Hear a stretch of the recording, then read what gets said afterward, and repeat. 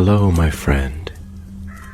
The world of magic, filled with legends and ancient tales, is opening its gates once again. Tonight, in the Gryffindor dormitory by the crackling fireplace, I will share another story with my friends. Join us, for the magic is about to come alive. At the heart of Scotland's misty highlands, nestled behind shifting veils of enchantment and legend, stood a castle unlike any other, Hogwarts School of Witchcraft and Wizardry. The towers soared above the glimmering lake, its windows flickering with candlelight. In its grand halls and shadowy corridors, whispers of magic stirred like the wind, ancient and alive. It was early autumn, and golden leaves skittered across the courtyards like gossiping fairies. The start of term bustle had faded into routine, and the 4 house tables in the great hall gleamed under charmed lanterns suspended like stars. But tonight, something was different. Excitement rippled through the hall like a spell passed from wand to wand. Professor McGonagall, standing at the staff table with her usual composed air, tapped her goblet with a silver spoon. The chattering students fell into a curious hush. Even Peeves the poltergeist, who had been zipping above the tables with a stack of mashed potatoes, froze mid-schlite. "This year," McGonagall began, her sharp voice echoing across the chamber, "we shall revive an old tradition long absent from our school, a house dueling tournament. Not between all 4 houses, no. This year's contest shall be between Gryffindor and Slytherin." Gasps and murmurs filled the air. Eyes darted across the hall toward tables clad in scarlet and emerald. Rivalry between the 2 houses was as old as Hogwarts itself, fierce, fiery, and sometimes dangerous. "The tournament will take place over the next 2 weeks," she continued, her gaze scanning the students. "Each house shall select 5 duelists. These students will compete in a series of magical duels and challenges, both skillful and strategic. The winner shall earn 100 points for their house, and the admiration of all." Cheers erupted from the Gryffindor table. The Slytherins exchanged confident smirks, and somewhere in the middle, among second years whispering nervously and 7th years plotting their domination, sat a 3rd-year girl named Alina Fairbairn. Alina had coppery curls that never quite behaved, a determined chin, and a slightly oversized wand she'd inherited from her aunt. She was not the loudest in class, nor the boldest in the common room, but she had something else, heart.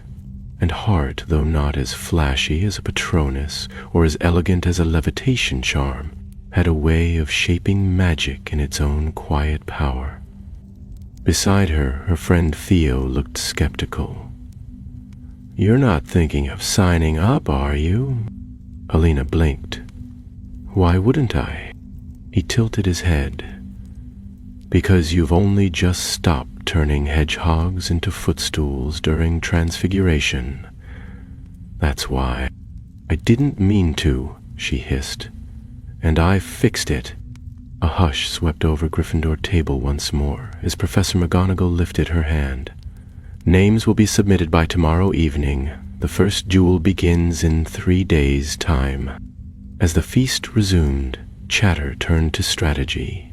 Who would compete? The Gryffindors had plenty of skilled students. Anna Goldworthy, the prefect with her perfect shield charms. Ben Travers, who'd once knocked over a troll statue with a single jinx. But as Alina looked around, she felt a quiet tug in her chest. Something about the announcement stirred her. Not ambition, not glory. Something else, a sense that she needed to do this. She found herself standing in front of the bulletin board in the Gryffindor common room that night, the firelight warming her back. Her hand hesitated, then reached for a quill. Before she could second-guess herself, she scrawled her name beneath the others. To Alina Fairbairn. Far below, in the shadowed dungeons of Slytherin, another name was being added to the list. A fourth year with a jagged smirk and hair black as coal dipped his quill with the practiced ease of someone born into power. Cassian Flint. His older brother had left a legacy of cunning and chaos, and Cassian was eager to prove himself more than just an echo. He smirked at the parchment. Let's give the Gryffindors a show they won't forget. 3 days later, the dueling arena was unveiled. It had once been a disused courtyard, but now it gleamed under a glass dome conjured by the professors. Stone pillars rimmed the edges, each etched with protective enchantments. Charms shimmered across the ground to prevent lasting harm, and rising from the center, hovering just above the dueling circle, was the tournament crest. 2 crossed wands, 1 gold, 1 silver. Alina stood at the edge of the circle, her heart thudding. She wore Gryffindor's red and gold dueling robe, wand clutched tightly in her hand. Across from her stood her first opponent, a tall Slytherin 5th year, with narrowed eyes and a crooked grin. Madame Hooch blew her whistle, and the first duel began. Sparks exploded, shields burst like soap bubbles. The air rang with the cries of incantations. Expelliarmus, Protego, Rictu Sempra. Alina ducked, rolled, deflected, stumbled. Her opponent was faster, but she was clever, using the angles of the stone pillars, rebounding spells, adjusting with instincts that surprised even her. With one final flick, she sent a jolt of stupefy directly through a narrow crack in his shield charm. He dropped, harmlessly stunned. The crowd erupted. Alina blinked, panting. She'd won. But far from the cheers and triumph, deep below the arena floor, something stirred. Behind an old tapestry, in a tunnel long sealed and long forgotten, an ancient stone began to pulse with light. It had waited centuries in silence, buried beneath the school's foundations. But now, awakened by the clash of magic above, it trembled, hungry for power. And it had just begun to feed. By the next morning, Alina Fairbairn's name had become the whisper of the hour in the Gryffindor common room. 3rd year or not, she had held her ground, outwitted a 5th year, and walked away with her wand still firmly in hand. For all the chatter and congratulations, Alina hardly knew how to feel. She was pleased, of course, but her hand still trembled faintly from the rush of it, the crackle of dueling magic still fresh in her memory. She found a quiet moment by the window after breakfast, where the golden light spilled across the worn stone sill. The wind outside tugged gently at the curtains, and far below, students crossed the courtyard on their way to classes. It was peaceful, at least for the moment. "Your duel was impressive," said a voice behind her. She turned to find Professor Flitwick balancing a teetering stack of scrolls under one arm. His kind eyes twinkled behind tiny spectacles. "Oh, thank you, Professor," she said, her cheeks going warm. "I must say, it's been some time since I've seen such intuitive spell work from a 3rd year. You let the duel come to you. That's a rare instinct." Alina smiled shyly. "I just didn't want to get hexed," Flitwick chuckled. "A sound motivation. But keep an eye on your surroundings. The arena's enchantments are designed to be neutral, but even so, magical interference isn't unheard of." Alina frowned. "Magical interference?" He hesitated a moment, then waved a small hand. "Likely nothing. Old wards can be fussy under strain. Still, it's always wise to stay alert." As he bustled away, Alina's thoughts snagged on his words. Interference. She remembered a moment during her duel when her shield charm had wobbled oddly, not like usual. At the time, she'd blamed nerves. But now she wasn't so sure. She was not the only one growing suspicious. Far beneath the castle, in the Slytherin common room where the walls shimmered with green light from the black lake beyond, Cassian Flint stood alone before the dueling roster. The parchment hung neatly on the stone wall, its names now inked with enchanted flourishes after each match. He'd already bested his first opponent, a bulky Gryffindor with the spellwork of a bludger, but even Cassian had noticed something strange. A ripple of magic had passed through the floor during his duel. He'd felt it in his boots, a shudder that didn't belong to any spell he knew. When he'd glanced up, he'd caught sight of the torches flickering, not as if blown by wind, but as if briefly afraid. That kind of magic didn't come from students. Cassian was no fool. He had grown up in a house where secrets were currency, and his father had always said, "Power doesn't just rest, it waits." He didn't believe in coincidences at Hogwarts, not when the duels had only just begun. By the weekend, the second round of the tournament was underway. The dueling arena had changed, shifting under the influence of transfiguration charms and illusion magic.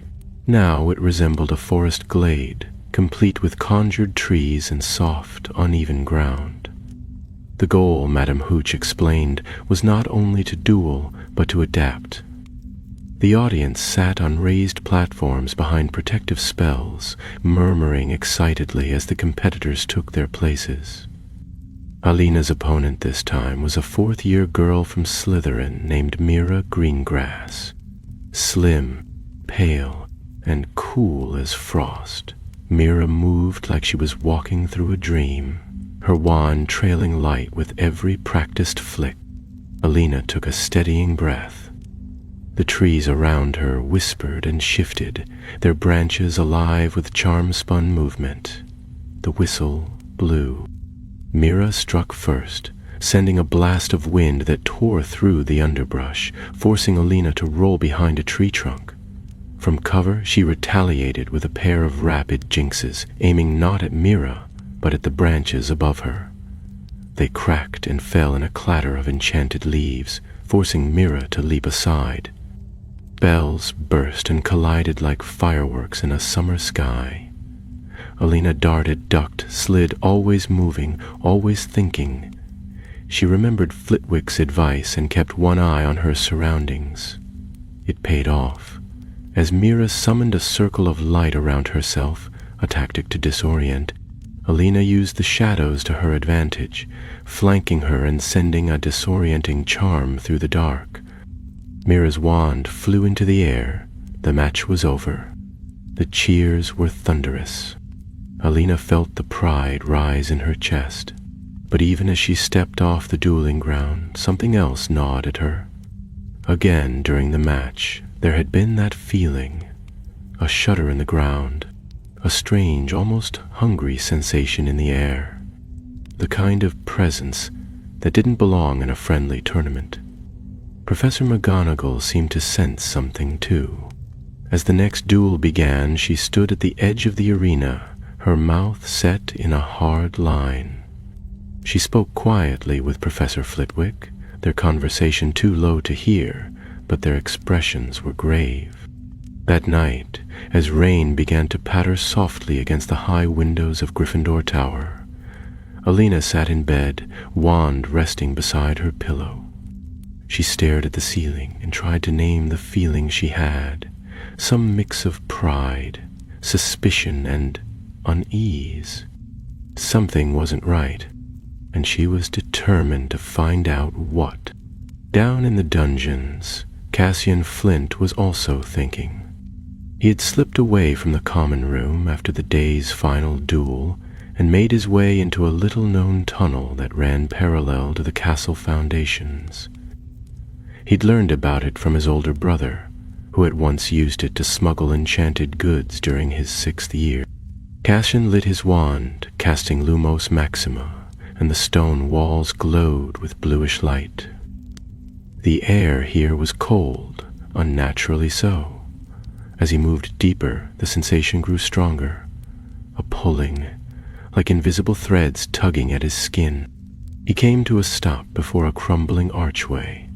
The stones were scorched black along the base, as if something had burned from within. A single rune, old and nearly worn away, glowed faintly on the wall. Cassian narrowed his eyes and reached out, brushing the edge of the stone. The rune flared. A deep, pulsing hum filled the passage. Cassian stumbled back, his heart thudding. He recognized the type of magic now. It was ancient, raw, and dangerous. Whatever lay beyond that archway wasn't supposed to be disturbed.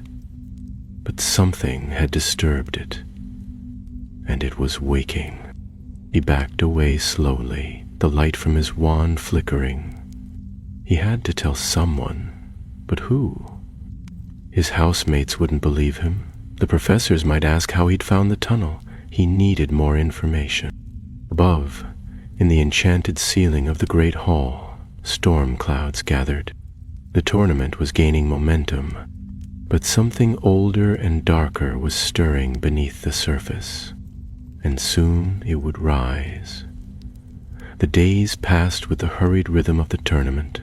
Every morning brought new duels, fresh faces stepping into the arena's shifting magic, and every evening whispered conversations filled the halls with mounting unease. For Alina, the excitement of her victories was increasingly shadowed by the strange sensations that clung to her like a cold mist, the strange tremors beneath her feet, the flickering lights, and the odd silences that fell over the castle when the matches ended. These things gnawed at her mind more than any spell could. Professor McGonagall's stern gaze bore down on the proceedings, her eyes sharp and watchful.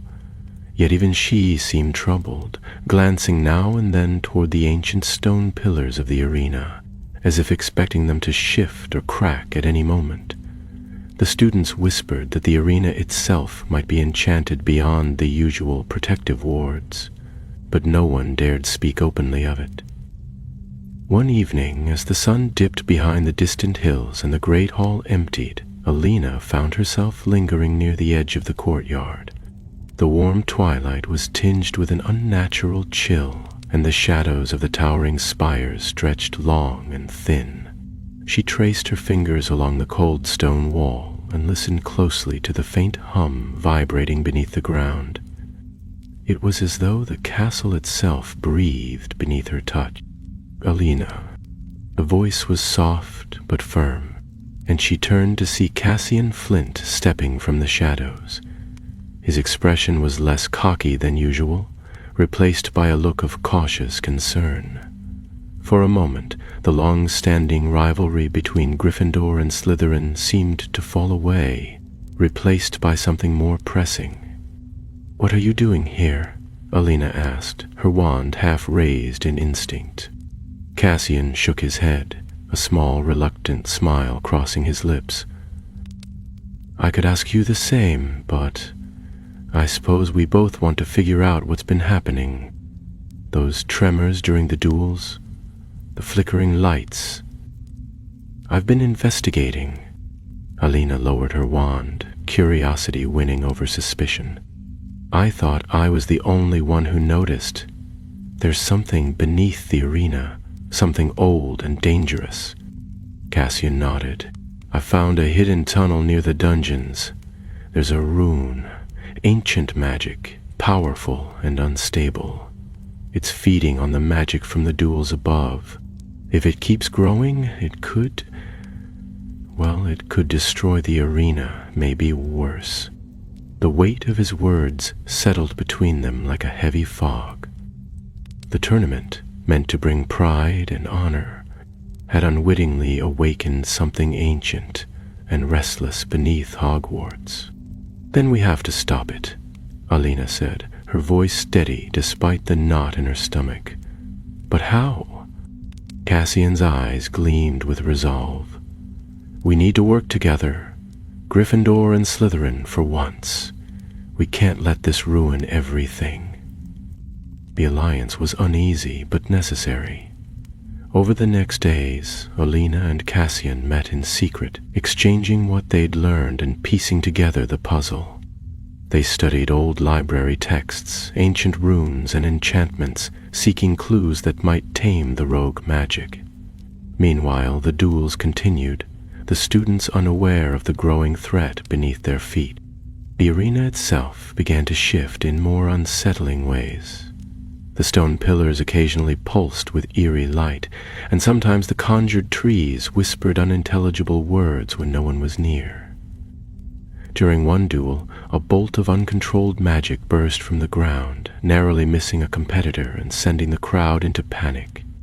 Professor McGonagall and Flitwick intensified their protective spells, but it was clear that the magic beneath was growing stronger, unpredictable, and hungry.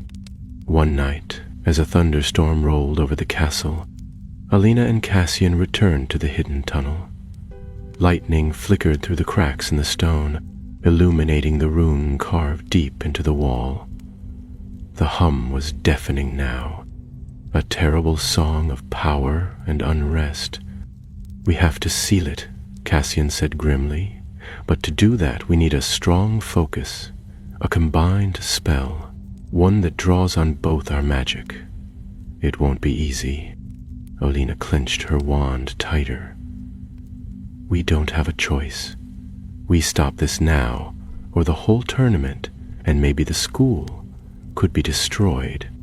Together they prepared the ritual, weaving charms and incantations from memory and instinct.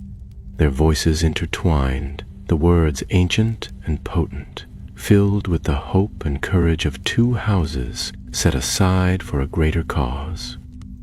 As the final words left their lips, the rune flared violently, sending a shockwave of magic through the tunnel. The ground trembled, and the air thickened with raw power. But slowly, the pulsing light began to dim, the hum fading to a low, peaceful murmur. When the last glow vanished, silence settled like a calm sea. Alina and Cassian looked at one another, breathless but victorious. The threat had been contained, for now. The tournament resumed, but with a new understanding. Rivalries were put aside, and cooperation became the true magic of the day. And though the duels would continue, so too would the wary watchfulness for the unseen dangers lurking beneath the surface. For at Hogwarts, even victory often carried the seed of new adventures.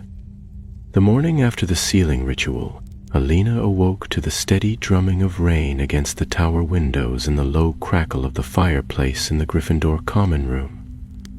The clouds outside hung low and heavy, cloaking the grounds in a gray mist that curled around the towers and crept across the lawn like ghostly fingers. She sat in the warm light for a while, quietly watching the droplets streak down the glass. Her muscles ached from the previous night, her mind still heavy with the effort of the magic she and Cassian had wielded together. She wasn't sure what had been more exhausting, the power of the spell itself, or the knowledge that they had kept something dangerous from spiraling into disaster. Downstairs, the common room was quieter than usual, the whispers more subdued. Word of the strange incident during the previous duel, the burst of uncontrolled energy, the way the platform had cracked beneath one of the students, had spread quickly. While no one knew the full cause, the professors had doubled the enchantments surrounding the arena, and there were murmurs that the rest of the tournament might be delayed or even cancelled altogether. But Professor McGonagall, in her usual steadfast manner, addressed the student body at breakfast with a calm tone and unshakable presence. The protective enchantments have been reinforced, and the source of the magical disturbance has been identified and neutralized. The tournament will continue, but with heightened supervision and greater caution. Students are advised to avoid wandering near the arena outside of scheduled events. There was a murmur of discontent from the Slytherin table, but McGonagall raised an eyebrow and that was the end of it. The duels would go on. Alina caught Cassian's eye from across the great hall. He gave her the smallest nod, not one of friendship exactly, but of shared knowledge, a quiet acknowledgement of what they'd done beneath the castle, and of the secret they now carried together. Later that day, as Alina walked through the corridor near the charms classroom, she found herself joined by Anna Goldworthy, the Gryffindor prefect known for her precise wand work and even more precise opinions. "You've done well in the tournament," Anna said as they climbed the stairs together. "There are first years already quoting your last duel like it's some famous battle out of Hogwarts history. I half expect the portraits to start painting it." Alina flushed. "I'm just trying not to get hexed." Anna gave a small smile. "That's the right attitude. But be careful. Something's not quite right about all this.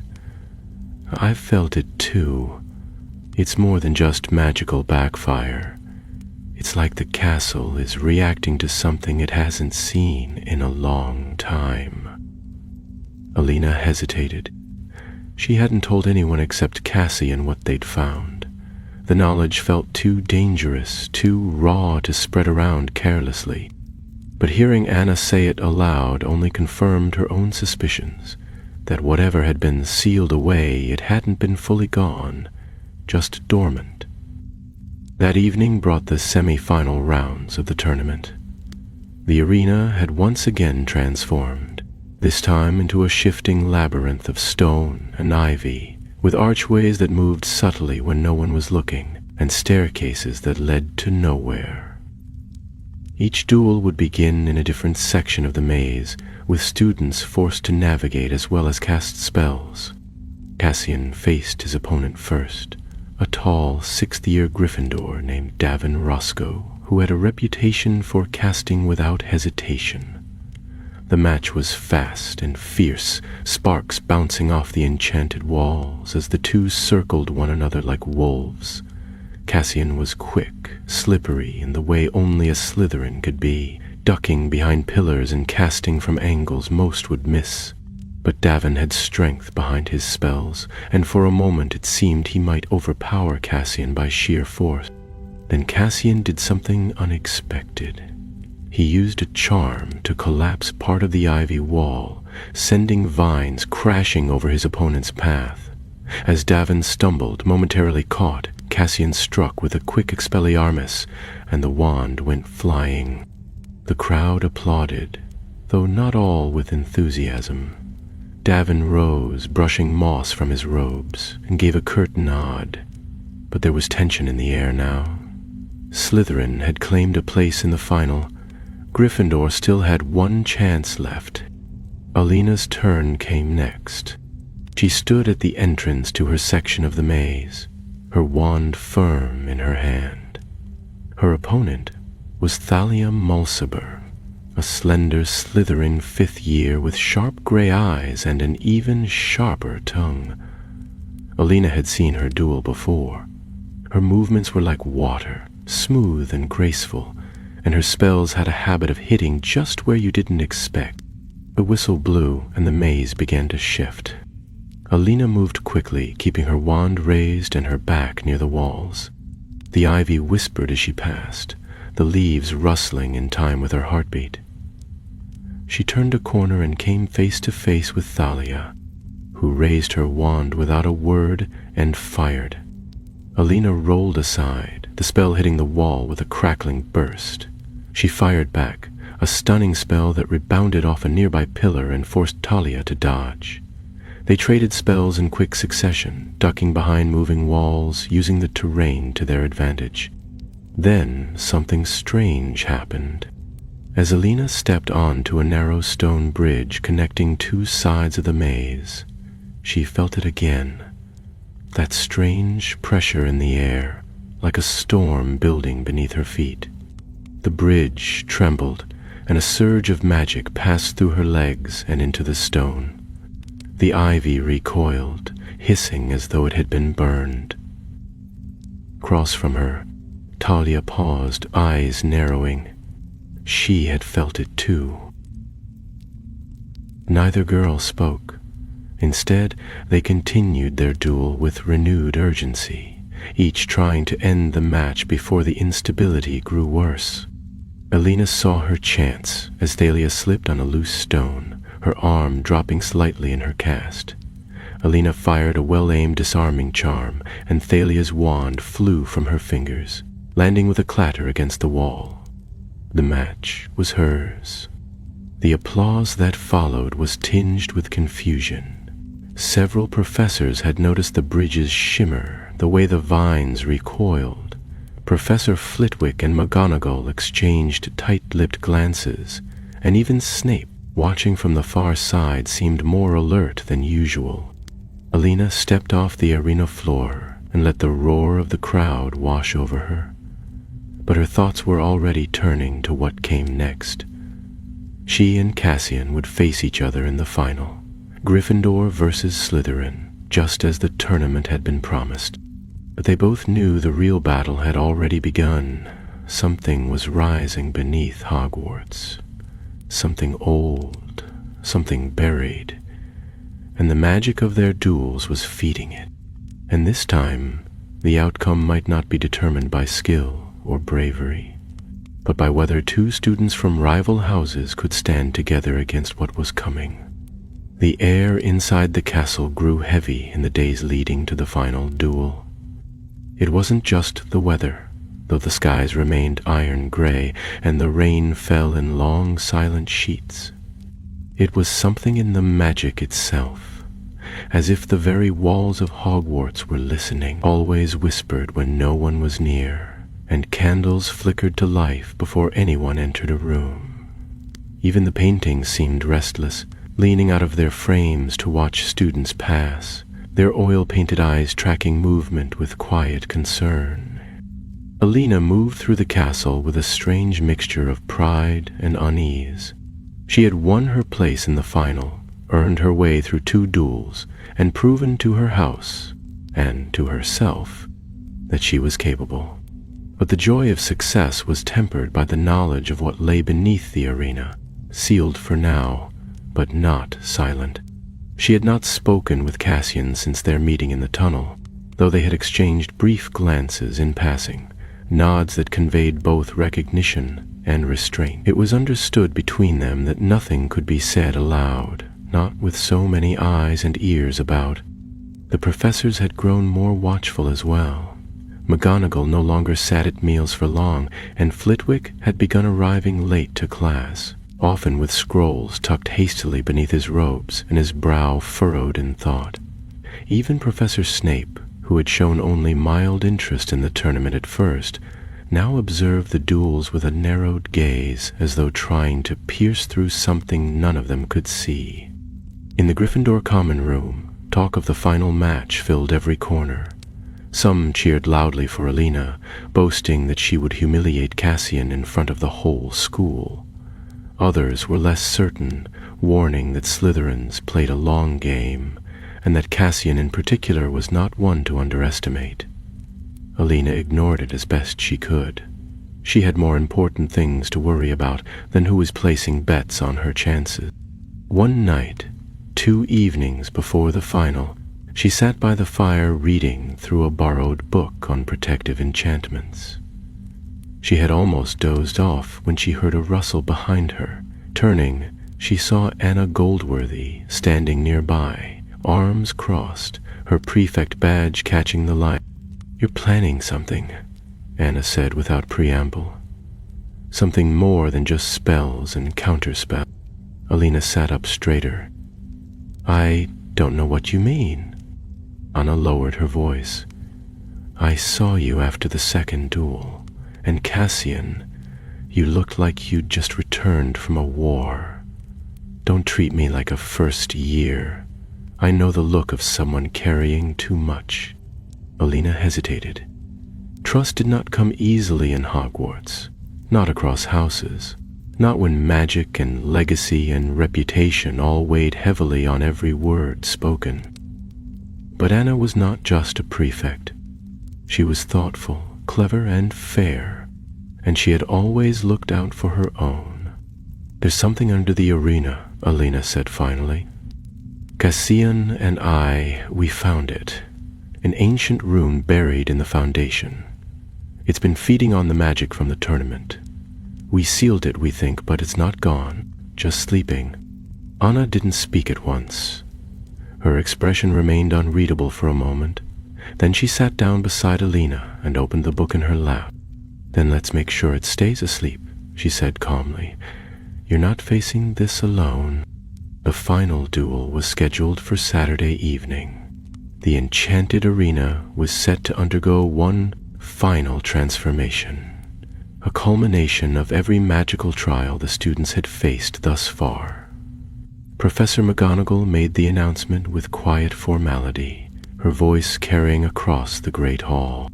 "The duel between Cassian Flint of Slytherin and Alina Fairbairn of Gryffindor will take place in a closed arena," she said. "Due to the complexity of the enchantments and recent disturbances, only students from 3rd year and above will attend, and protective measures will be doubled. The arena will be observed by faculty from all houses." A stir of murmurs followed the news. First years groaned while older students whispered predictions and strategies. Some were disappointed by the reduced audience, others relieved. Alina, however, felt only the growing weight of what was coming. She had prepared not only for the duel itself, but for what might happen if the sealed magic broke free again. Together with Anna, she had woven a fail-safe charm into her robes, a tether that would connect her spellwork to a hidden warding circle drawn in an unused chamber beneath the arena. It was an old charm, difficult and unstable, but Flitwick had once taught it to 7th years preparing for their defense against the dark arts and NE words, and Anna had remembered enough of it to help her recreate it. When Saturday arrived, the castle was hushed from the early morning. Meals were quieter than usual, students subdued, voices low. The professors moved like shadows between halls. By the time evening came and the enchanted torches lit themselves with solemn gold and blue flames, the castle felt more like a temple than a school.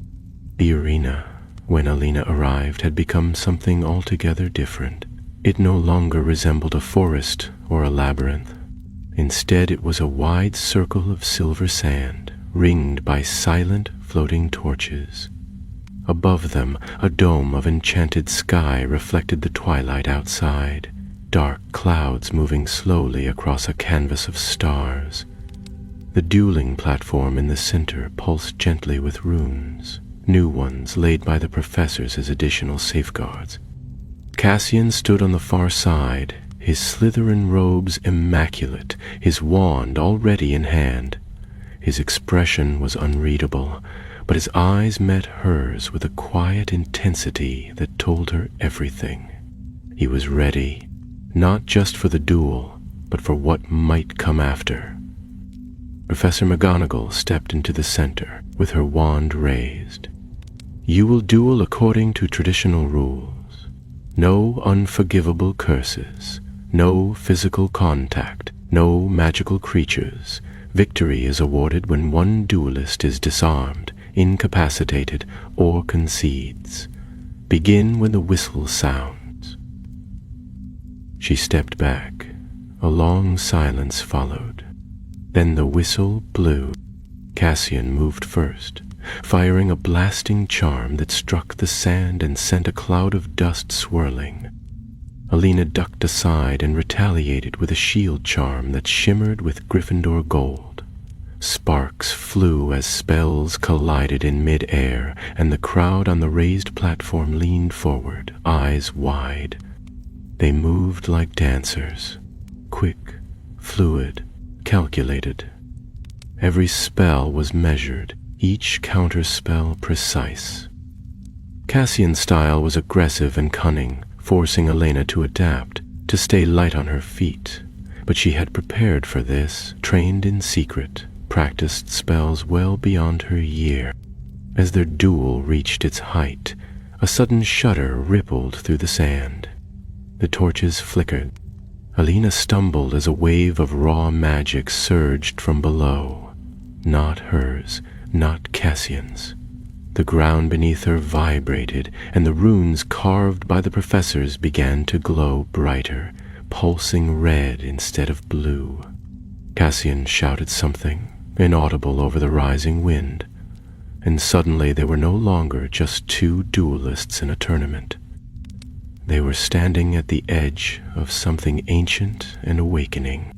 The rune had returned. The sand beneath their feet rippled like disturbed water, though no wind blew to stir it. Alina staggered back, her wand still raised, as the soft silver glow of the arena transformed into a harsh crimson glare. The air thickened around her, tingling with energy that didn't come from any spell she or Cassian had cast.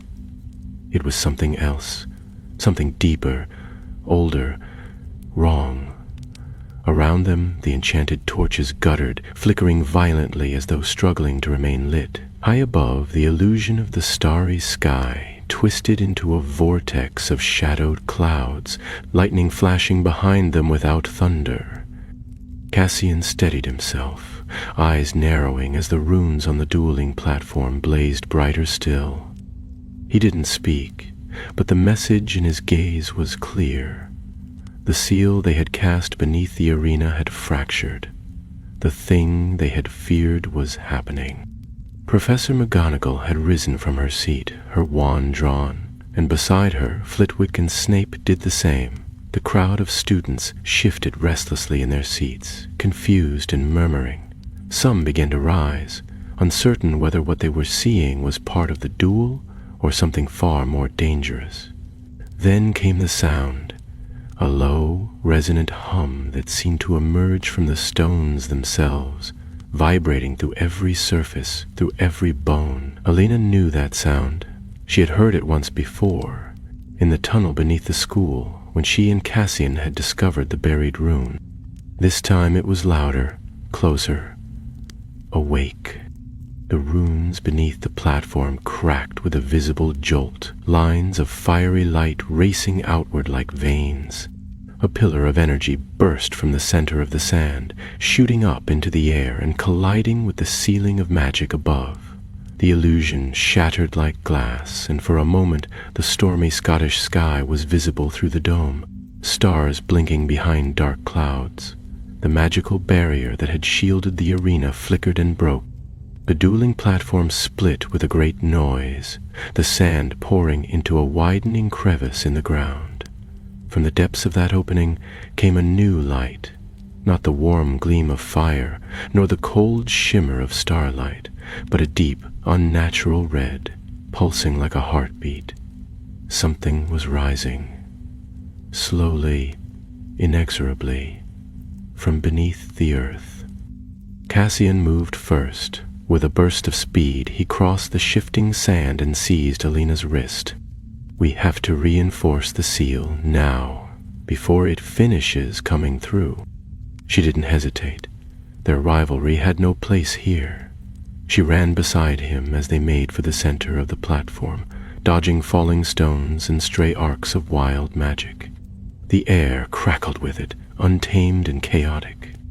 All around them, professors began casting protective spells over the audience, shielding the students behind glittering barriers of light and force.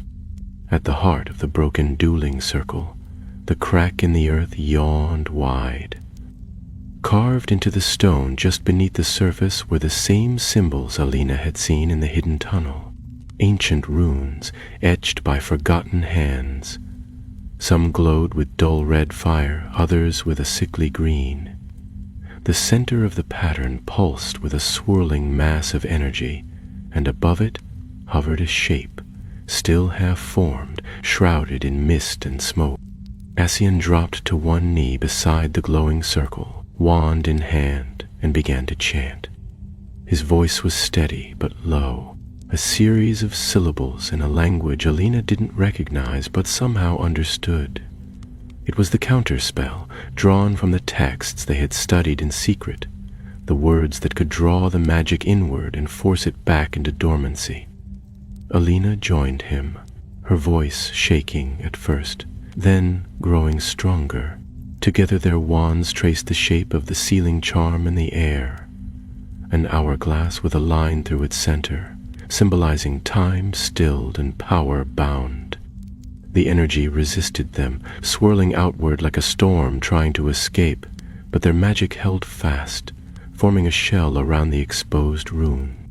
Just as the final word was spoken, the shape in the smoke struck the barrier they had formed. A flash of light exploded across the arena, blinding and fierce, and Alina was thrown backward onto the sand.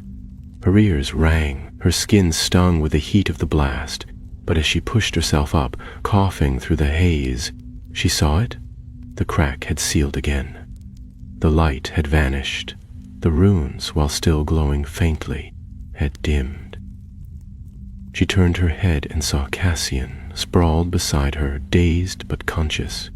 He sat up slowly, brushing grit from his face. "It worked," he said hoarsely. "For now." Professor McGonagall reached them moments later, her robes billowing, her wand still drawn, and her expression unreadable. She looked from Alina to Cassian, then to the barely visible remains of the rune circle beneath the disturbed sand.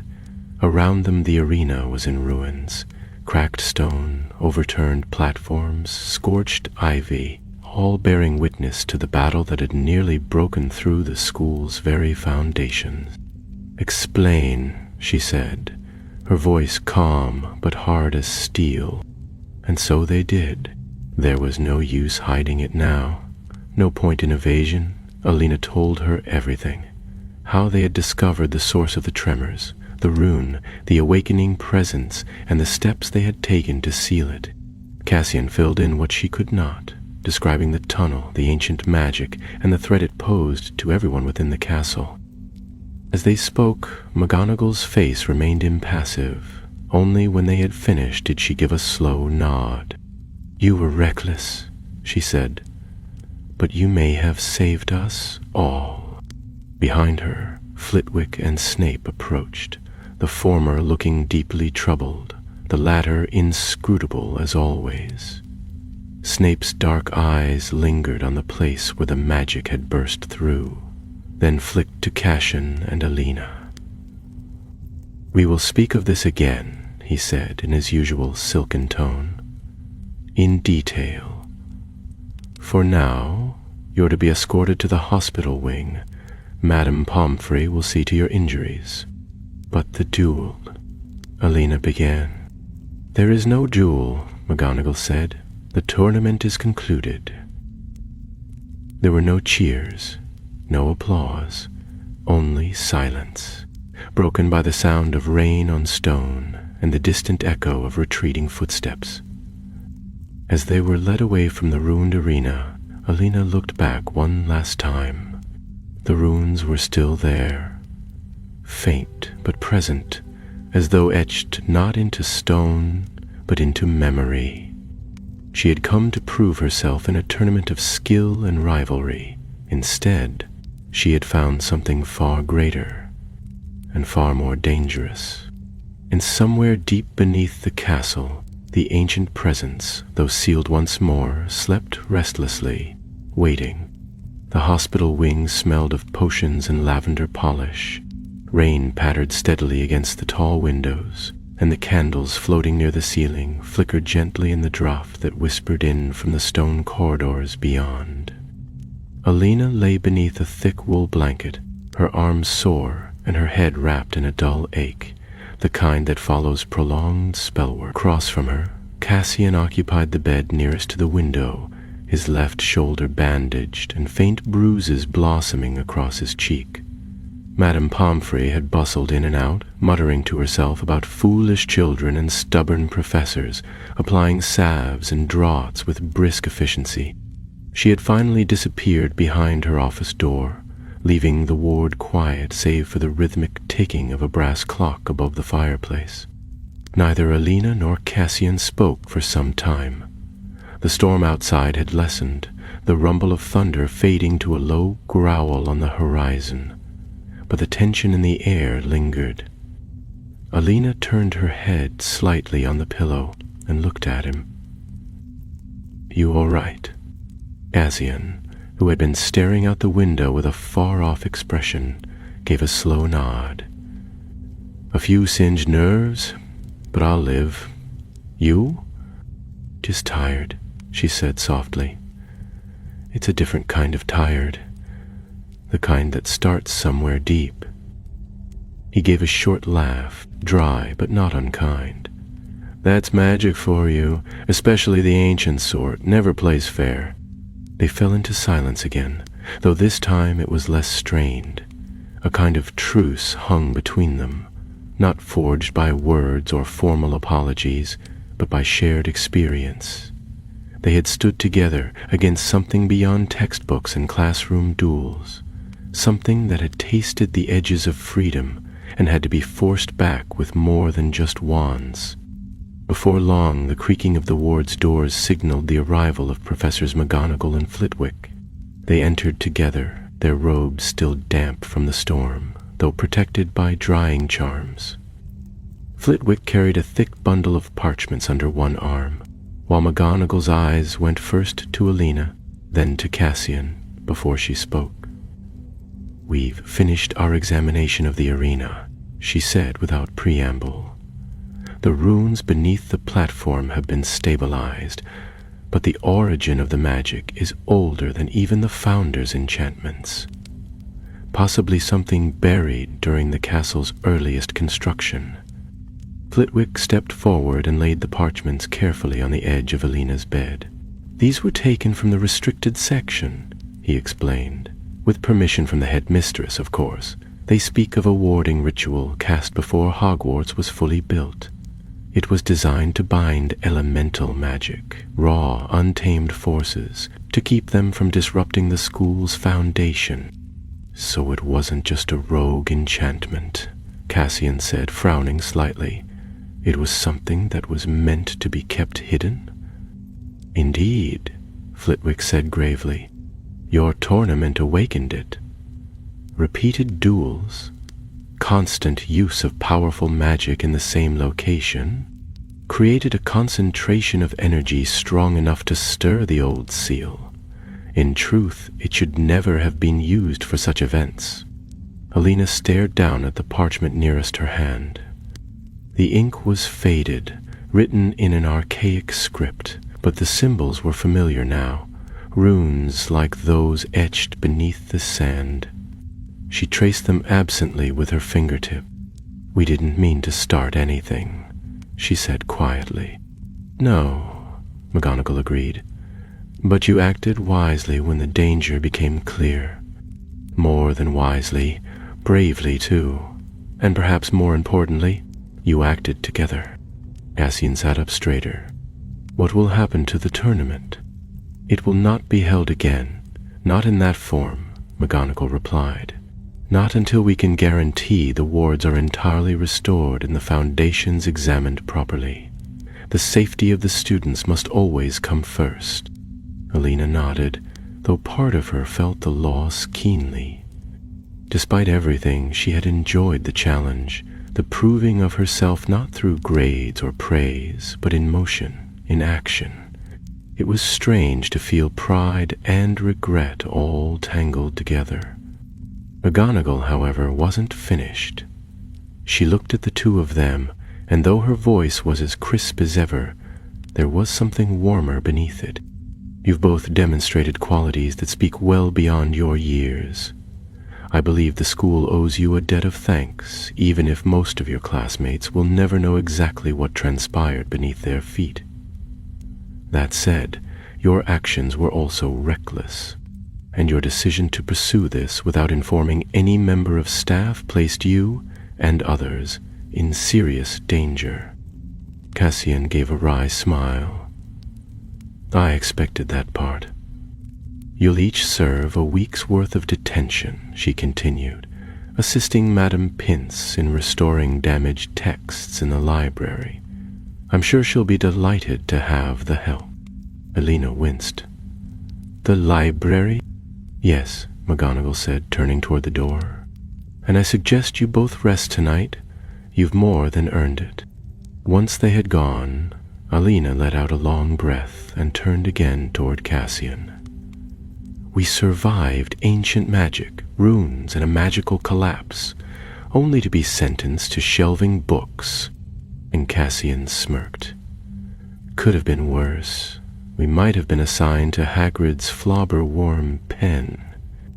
The laughter came easily then, quiet, tired, but real. And though neither of them said it aloud, they both knew that whatever enmity had once existed between them, Gryffindor and Slytherin, ambition and heart, had changed. The next morning dawned bright and clear. The storm washed away, and the lake glistening in the sunlight. News of the tournament's sudden end had spread quickly, and theories about what had happened abounded. Some believed the platform had been cursed. Others whispered about a secret duel between the professors themselves. But Alina and Cassian walked through the halls without revealing anything more than what had already been said. Their names were mentioned with awe and curiosity, though the truth remained hidden beneath layers of stone and silence. But the dueling banners were taken down. The arena was closed for repairs. Life at Hogwarts returned slowly to its usual rhythm. Classes, house rivalries, Quidditch matches, and the endless noise of moving staircases and enchanted portraits. But for Alina, things had changed. She had faced danger and chosen to act.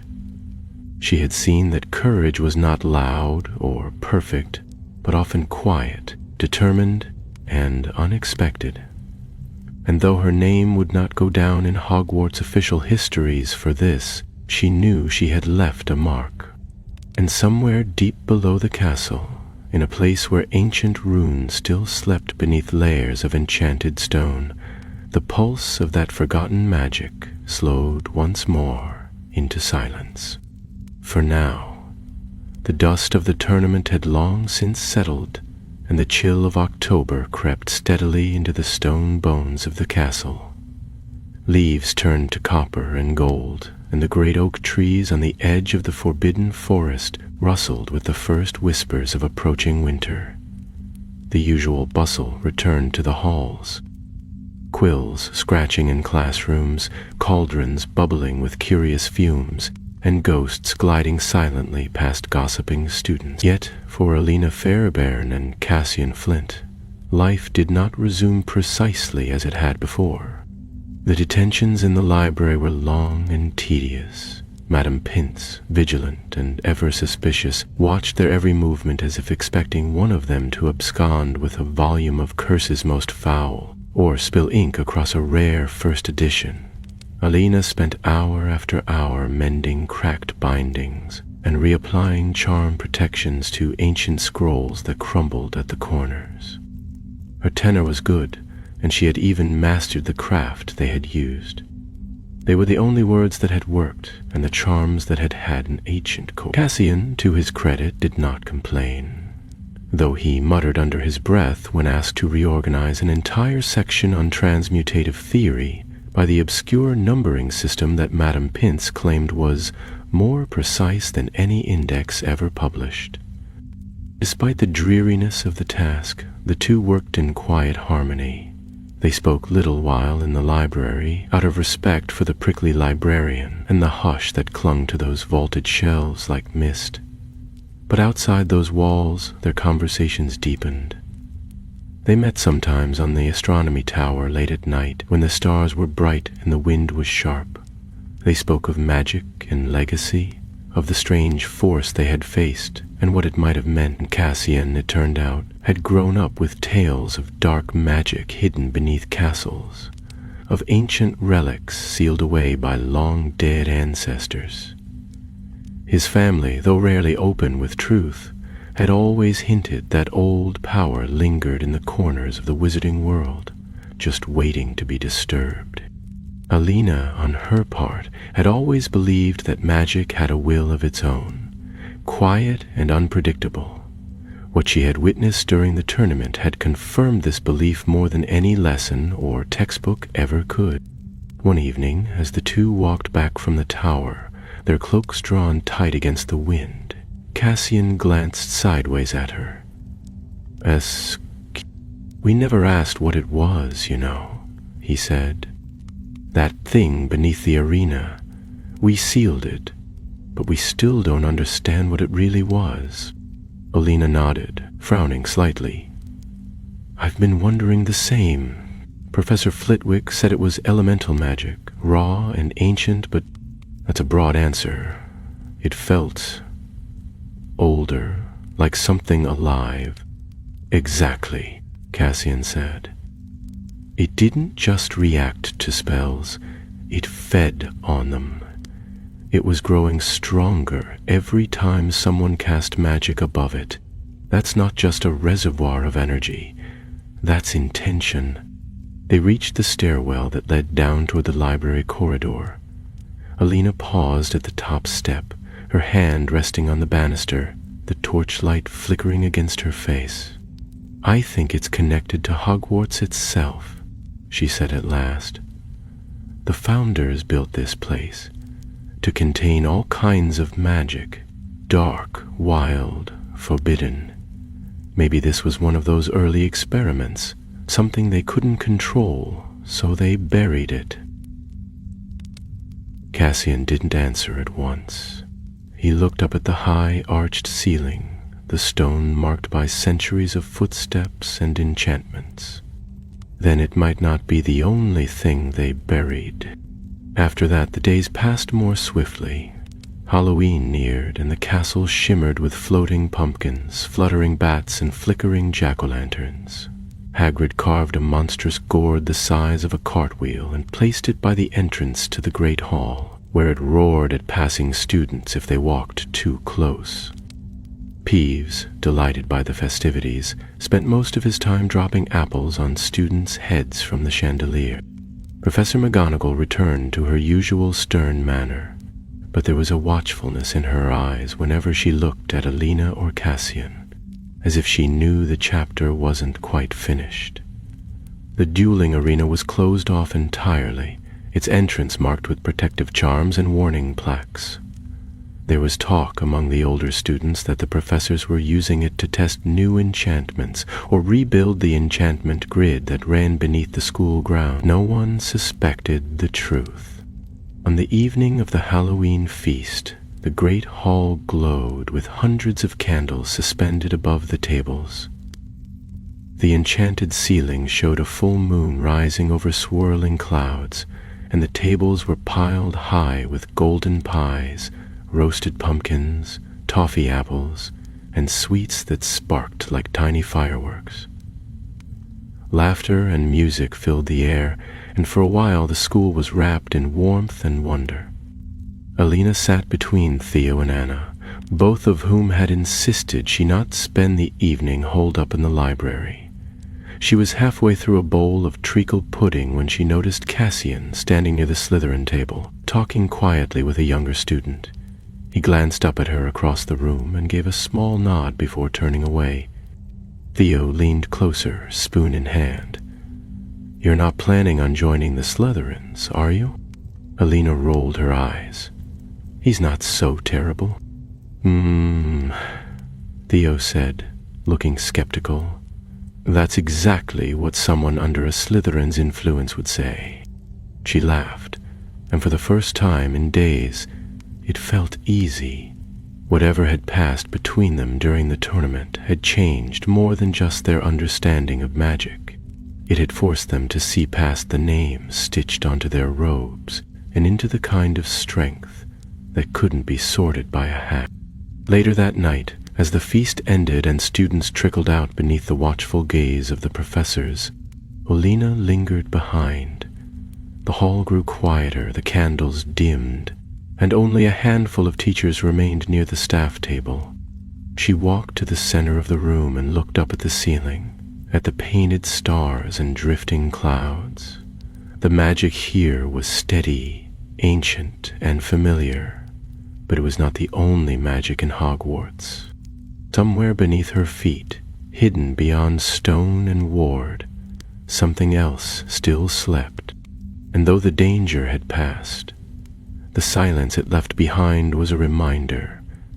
The castle was more than towers and staircases and portraits. It was a living thing, and it remembered. The first frost came in the night.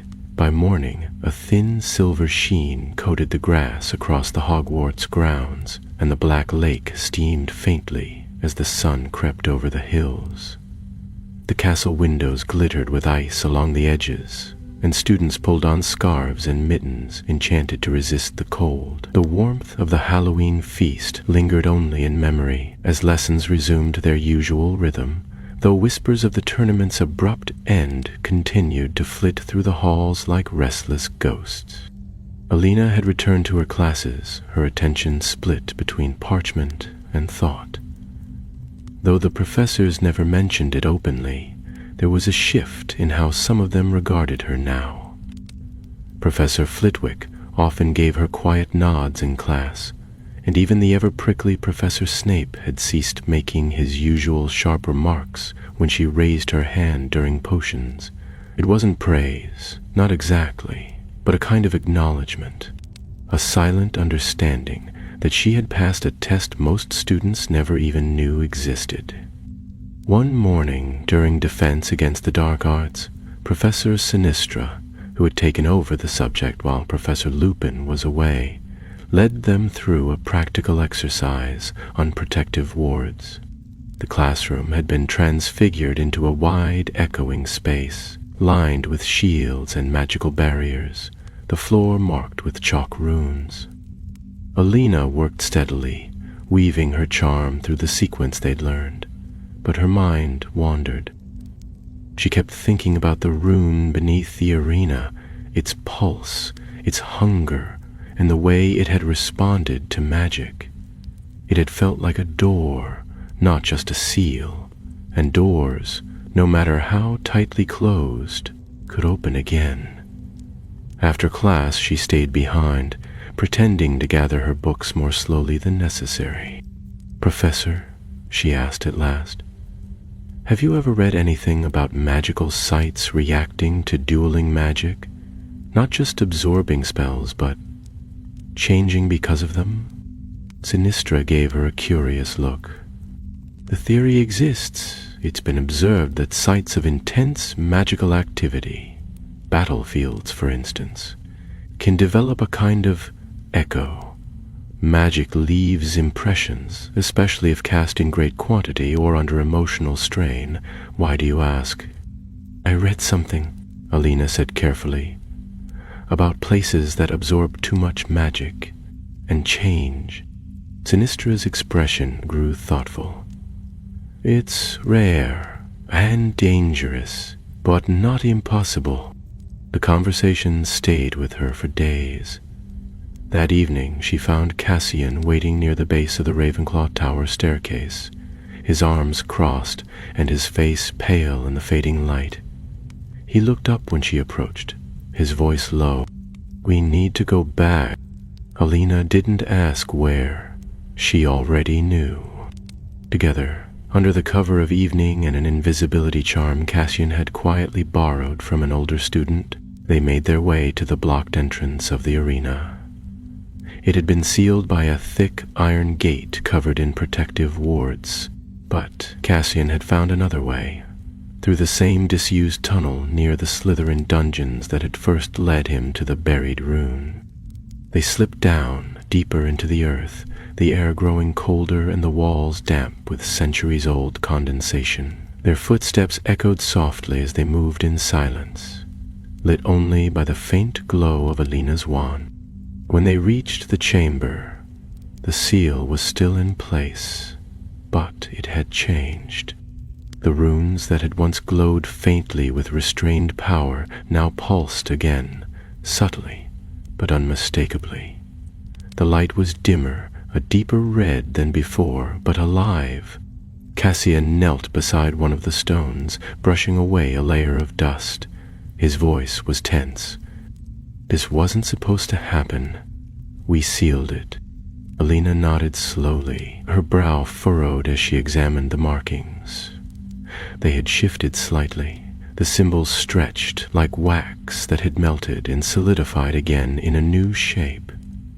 They didn't pulse to the rhythm of footsteps or sound, but to something deeper, an internal beat, like a heart. I think the seal is holding, she said carefully. But it's being strained, maybe by something else. Cassian stood, his expression grim. Or maybe it's not a seal at all. Maybe it's a link. The thought chilled her. What if the magic wasn't just trapped beneath the school, but connected to it, part of it? That would mean the duel hadn't weakened a lock. It had triggered a conversation, one that hadn't ended. They stayed only long enough to record what they saw, then returned to the surface before curfew, slipping back into the castle unnoticed. But that night, Alina lay awake long after the torches in the hallway had gone out, staring at the ceiling of the dormitory, listening to the soft, steady breathing of the other girls around her. The castle groaned faintly in the distance, the sound of old stone shifting under its own weight. She couldn't shake the feeling that something had changed, subtly but irrevocably. The tournament had stirred more than rivalry. It had reached down through layers of enchantment and memory, and whatever ancient force had been buried beneath the school had felt it. It might have been bound again, lulled into stillness by her and Cassian's spellwork, but it had tasted magic. And magic, once tasted, rarely stayed silent forever. The days grew shorter, and the air took on a sharper bite. Frost etched delicate patterns across the castle windows each morning, and the fireplaces roared with cheerful crackling in every common room and corridor. Hogwarts had settled into its winter rhythm, and though most students spent their days immersed in schoolwork and talk of upcoming Hogsmeade weekends, Alina felt the weight of unspoken knowledge pressing in on her more and more with each passing day. The rune chamber haunted her thoughts. Since their secret return, neither she nor Cassian had spoken openly of what they'd seen, not even to each other. But their silences were no longer awkward. They were heavy with shared understanding, each of them watching the castle with an extra sense, waiting for the next sign. It was Cassian who finally broke the quiet. They met again at the edge of the lake, where the water lay still as glass beneath the twilight sky. Cassian had his hands buried deep in the pockets of his cloak, and his hair was tousled by the wind blowing off the water. He didn't look up at first, but when he did, Alina saw something different in his eyes, an unease she hadn't seen even during the tournament. "It's growing," he said quietly. "I felt it again last night, that same pull beneath the floor. Not strong, but there." Alina nodded, her hands tightening on the edge of her scarf. "I felt it too, during charms, just as I was casting a lumos. My wand flickered, just for a moment, and the walls, I thought I saw them shimmer." He looked out over the lake, his jaw clenched. "It's not dormant anymore. We didn't stop it. We just paused it." They stood in silence, watching as the last of the sun dipped below the trees. The light shifted across the towers of the castle, and in the highest windows, torchlight began to glow. "What if it's not trying to break free?" Alina asked at last. "What if it's waking slowly, learning from us? All that magic we cast above it, duels, enchantments, even the sealing spell, it could have changed something." Cassian gave a grim smile. "That sounds like something Binns would deny outright. Binns doesn't notice when half the class falls asleep. I doubt he'd notice if the walls were breathing." They left the lakeside not long after and returned to their common rooms, but the conversation stayed with them, as did the feeling that time was running short. That night, Elena pulled an old book from her bedside drawer, one she had borrowed and forgotten to return. HOGWARTS, Hidden Histories and Suppressed Legends. She flipped through its fragile pages until she found the chapter on the castle's earliest foundations. Much of it was vague, speculation without confirmation, but a passage near the end caught her eye.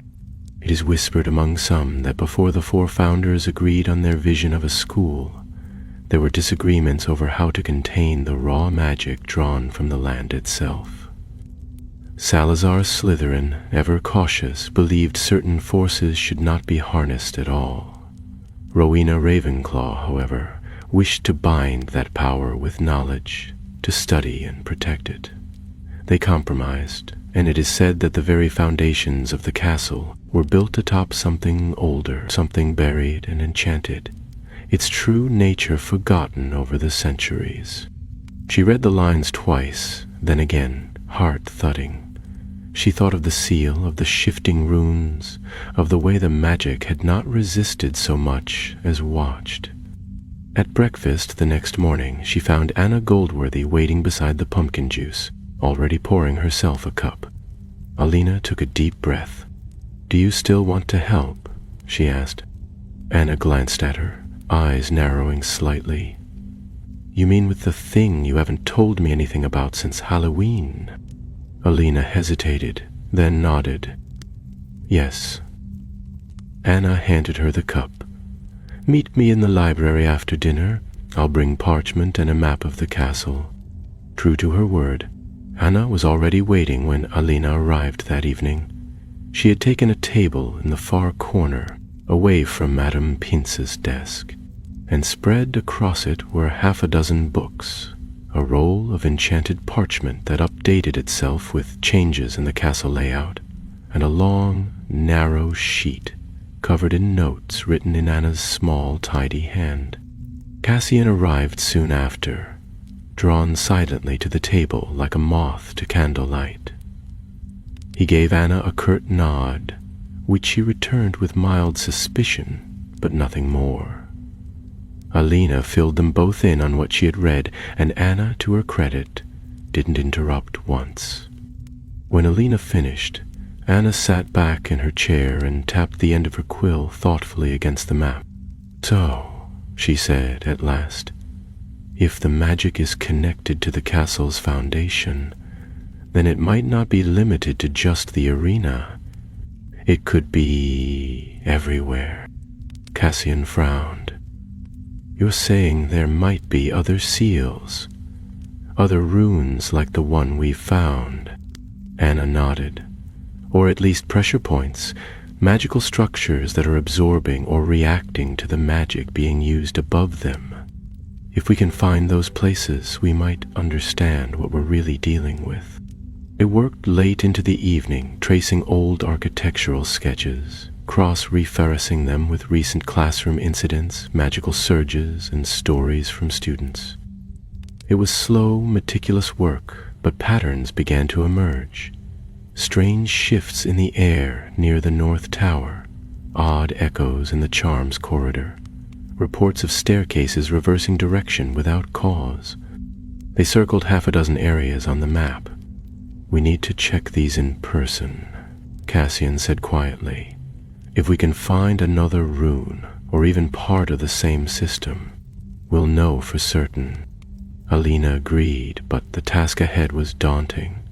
Exploring restricted areas of the castle was not only difficult but dangerous.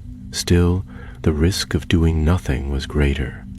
They had already seen what happened when the magic stirred, and the next time, it might not be content to remain beneath their feet. As they packed away their notes, Alina looked around the library, at the high shelves and the moonlight streaming through the tall windows, and felt again the deep, slow beat of something ancient beneath the castle.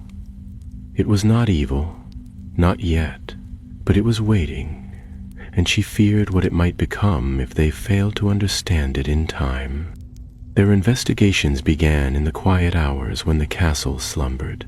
Under the veil of night and the soft glow of their wand tips, Alina, Cassian, and Anna slipped through halls that echoed with the distant creaks of old stone and the occasional murmuring portrait. They carried with them a copy of the updated castle map, enchanted by Anna to show magical interference in real time, a charm she had learned from an older Ravenclaw who had once used it to track Peeves. It was imperfect, often flickering or giving false readings near moving staircases, but it had proven useful in their first 2 searches. The astronomy tower yielded nothing, no trace of runes or ancient inscriptions, though the air near the stairwell had felt strangely heavy. In the disused corridor outside the old divination classroom, however, Anna had noticed something odd.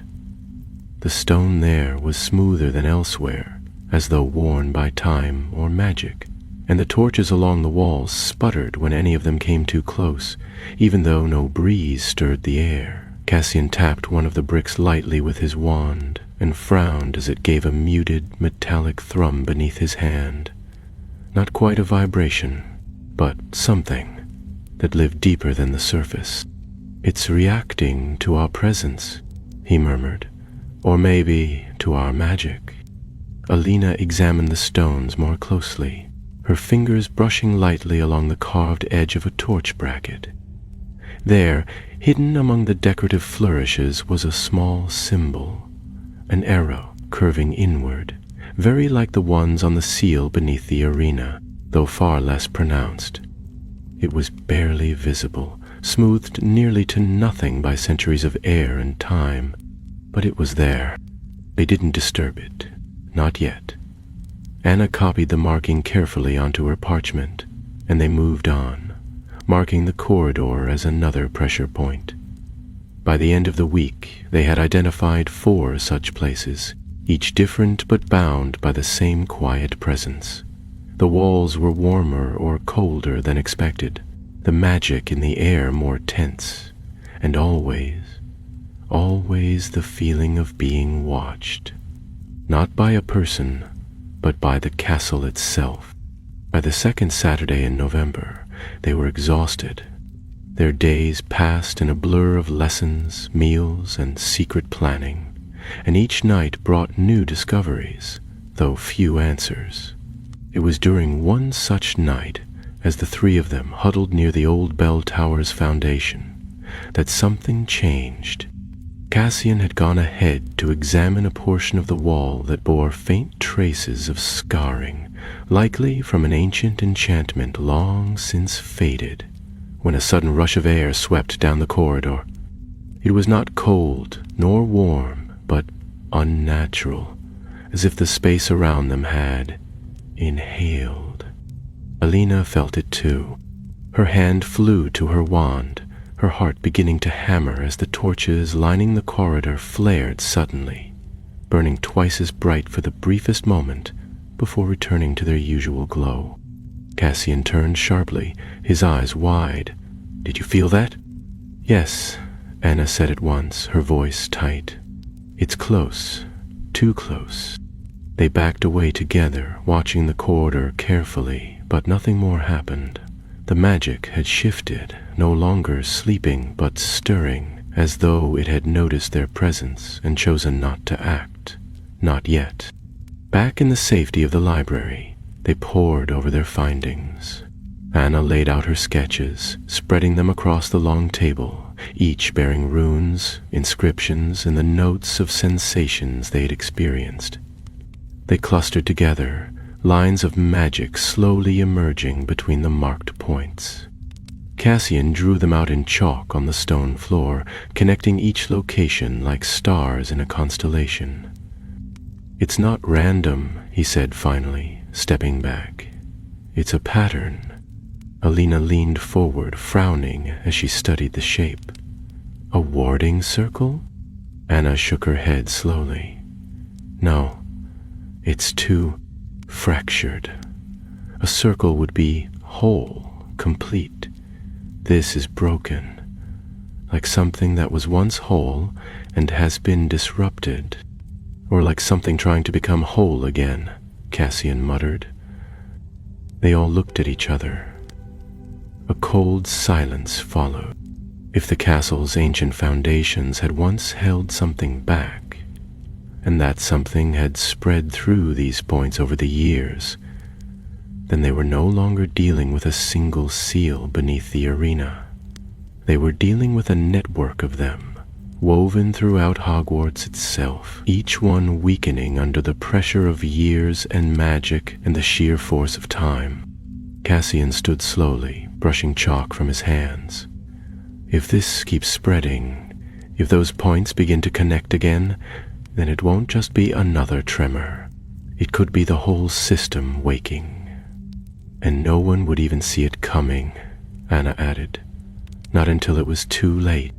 They knew then what they had to do. They could no longer simply observe and map. They needed to intervene, to find a way to reinforce the seals before the magic that slept beneath the castle stirred fully into consciousness. The books they needed were restricted, of course, ancient volumes on magical bindings and foundation spells, but with Anna's prefect access and Cassian's uncanny ability to charm information from unwitting professors, they soon assembled a growing list of texts. One of them, the Architect's Grimoire, proved the most promising. It described spells used in the founding of wizarding strongholds, enchantments cast to bind unstable energies and shield schools of magic from the raw chaos of ancient ley lines. It was dry reading, full of long incantations and diagrams written in archaic runes, but Alina devoured every word. She found a passage near the middle that made her heart skip. Where magic stirs and cannot be destroyed, it must be balanced. Bound not in conflict, but in concord. The seal must be formed not of singular will, but of joined intent. Strength in harmony, not opposition. She read it aloud, and when she looked up, Cassian was already nodding. "It's like the seal we cast during the duel," he said. "It worked because we did it together. Gryffindor and Slytherin, magic combined, not clashing." Anna pursed her lips. "Then we'll need more. More houses, more people. We can't rebuild a fractured seal unless we bring all 4 points together." It was risky. Involving others meant spreading knowledge of the very thing they had tried to keep hidden. But it also meant they had a chance to truly hold the magic back, to restore what had been broken centuries ago. And so they began to plan. Not for a duel, not for another secret search, but for a ritual. One that would bind the 4 houses of Hogwarts together once more. In magic not of rivalry, but unity. The time for secrets was ending. The plan took shape slowly, like a charm weaving itself from threads of thought, fear, and hope. In the hidden corners of the library, behind draped curtains in unused classrooms, and deep within the ancient alcoves that few students remembered, Alina, Cassian, and Anna prepared. They pored over diagrams of magical architecture and read aloud the incantations that once echoed through the halls when the founders themselves walked the stone paths of Hogwarts. They cross-referenced the shifting lines of the ley web beneath the school and traced the old symbols etched into the very bones of the castle. It became clear that the ritual they intended to cast could not be done in secret forever. It would need more than stealth. It would need trust. They approached Gareth Thistlewick of Hufflepuff first, a 5th year with a calm voice and a natural gift for warding charms.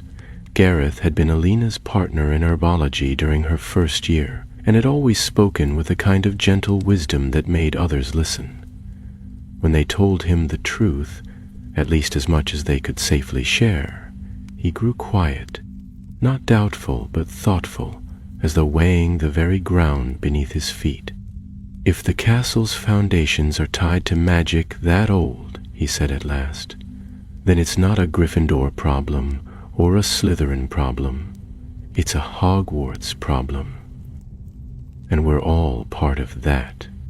He agreed to help without hesitation. Their 4th was Elspeth Wren of Ravenclaw, a tall, sharp-eyed girl with a precise wand hand and a mind like a spinning clock.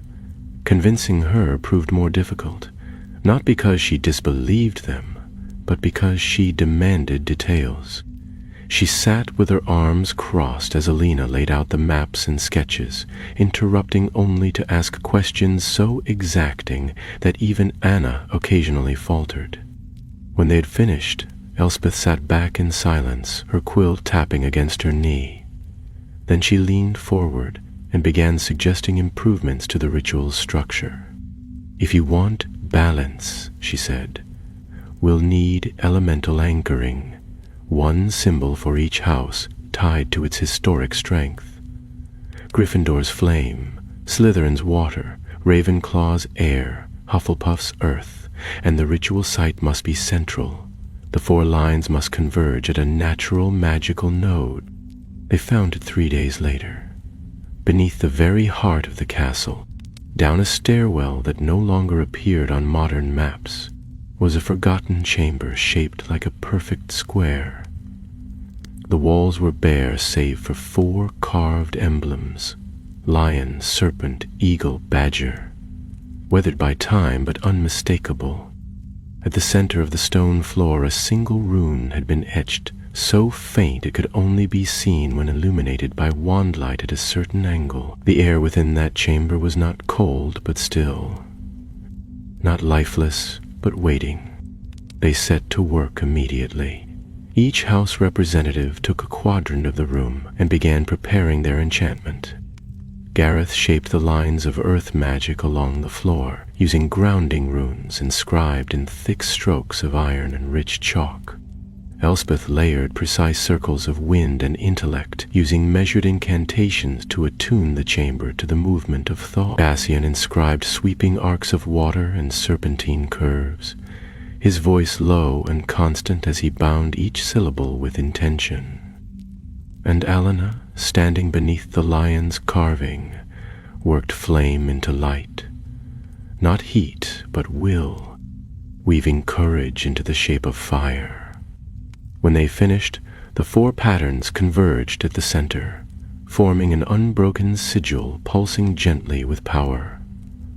Alina felt at first that tremor beneath her boots, subtle and steady, the same hum she had once heard during the tournament. But this time it was not hungry, it was listening. They began the ritual as twilight fell. Each of them stepped forward to their respective symbol, holding wands high. Elspeth gave the first word, a syllable in an old tongue long buried by time. Cassian followed, then Gareth, then Alina.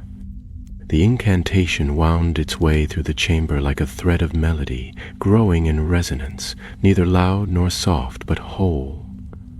The floor began to glow as the lines between the emblems sparked with energy. The central room flared, not red this time, but gold. As the spell reached its peak, each student cast their magic inward, releasing it into the lines. The chamber trembled. A gust of wind swept through, followed by a deep sound like the groan of stone shifting under centuries of weight. The floor beneath the rune cracked slightly, not in collapse, but in revelation. A new symbol emerged, rising from beneath the dust. A circle enclosing the 4 house emblems, all bound together by a 5th symbol in the middle, a star. The light surged once, blinding and pure, and then sank into the floor. Silence returned, and with it, peace. No tremor, no hum, only the quiet certainty that something had settled. Something ancient at last was still. When they emerged from the chamber, dawn was breaking. The first rays of light stretched across the sky, painting the turrets of Hogwarts in gold and rose.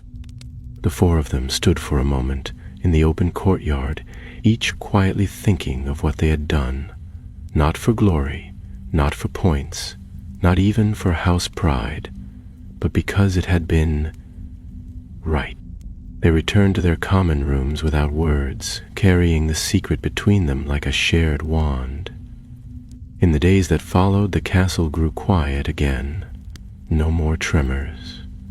No more flickering torches or strange magic pulsing through the walls. Even the arena, still closed and under repair, no longer gave off that faint echo of unrest. No one else knew, not truly.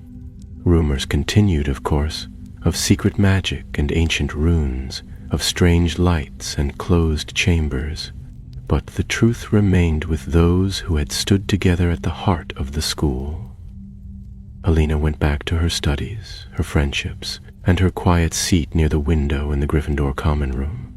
She still practiced dueling, still read late into the night, but she carried with her something new, not the memory of victory, but of unity, of 4 students from 4 different houses doing what their founders had once done, setting aside difference for the sake of something greater.